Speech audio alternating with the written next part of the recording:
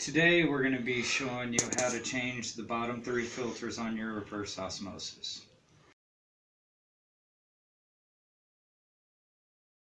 The first thing you're going to want to do is shut off the feed to the unit. It could either be done with the inline shut off with the blue top. It's a quarter turn. If it goes across the line, it's off. If it goes with the line, it's on. If you do not have an inline valve, what you will find is a piercing valve. To close this all the way down, you'll turn it all the way to the right until it stops going all the way into the pipe.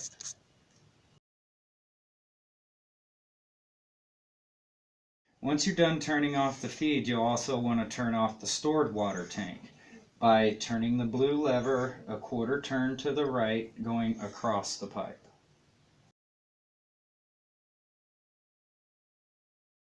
Once you do that, you'll want to relieve the pressure off of the reverse osmosis by turning on the water faucet until you see nothing come out. Okay, then what you're going to do once the pressure is relieved is you're going to go ahead and start removing and replacing one at a time the bottom 3 filters. Using your filter wrench, slowly unscrew your canister and remove the filter. Once you have the canister off, you'll see on the inside there's an O-ring here. You'll want to make sure that that O-ring stays in and it's not pressed or cut in any way. You'll dump out the old filter and you'll put the new in onto the seating on the bottom of this here. Go ahead and show. When you're putting the filter in, you make sure it seats. Then you'll screw back on flush underneath it here. These next 2 filters are a little different. These are your carbon filters. You'll want to be very careful not to leave any extra gaskets inside. This is what your carbon filter will look like. This gasket is the one I'm talking about, making sure you get 2 of these out of each canister so you don't have any stuck inside. The places these gaskets can get stuck is on this nipple right here and on the one on the bottom inside the canister. So please be sure that you remove all old gaskets. When putting in the new carbon filter, it's just the same as the sediment filter on the first one. You'll put it in onto the nipple in the middle and you'll screw back on flush.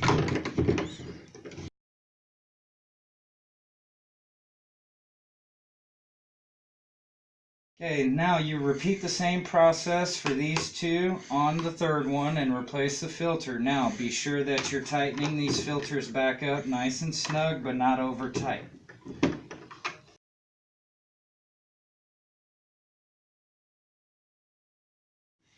Once you're done with the filter change, you could go ahead and you have everything back together. You could go ahead and allow pressure back into the unit by turning the inline valve or the piercing valve back on.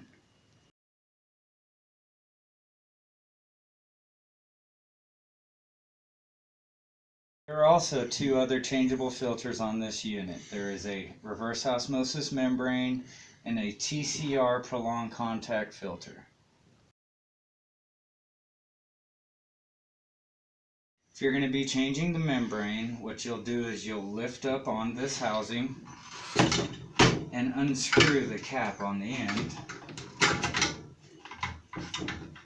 After you unhook the hose on just this end, you can unscrew the cap and with a pair of pliers pull out the old membrane.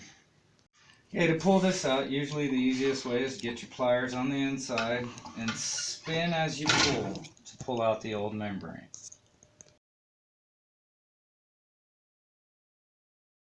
Using the plastic bag that the reverse osmosis membrane came in, holding the tip, you put in the membrane so it slides all the way in to the bottom. Make sure your membrane is depressed all the way into the seating.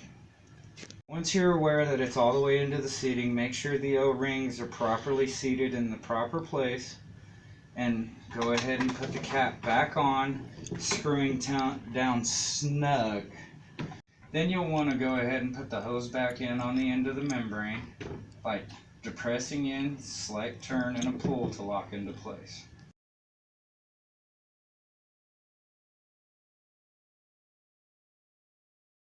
Sometimes you'll also have to replace the TCR Prolonged Contact filter. This filter is for taste, color, and odor reduction.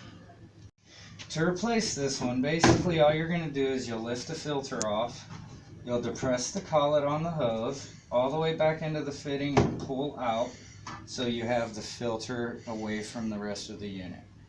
Okay, once you've removed all hoses from the TCR filter, you could remove the fittings off the ends. Once you have the fittings off, please be sure to remove and replace any old Teflon that is on there. I suggest 3 to 6 rounds of Teflon around these threads, and you will go with the threads. Okay, so as you put these back on, you'll have the tank side and the faucet side. Make sure your flow always goes towards the 90 or the faucet. Please make sure that all your fittings are fully screwed in and seated also. And then to replace it back on, what you're going to do is you're going to set it into the clip, replace the hose for your TSO to go back into the TCR, and then also hook back up your faucet and your tank.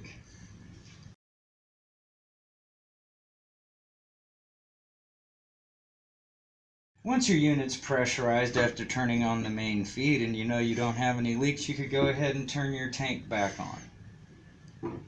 This completes your RO filter change. Please keep an eye on your unit for at least 30 to 45 minutes after the filter change to make sure you don't have any slow leaks.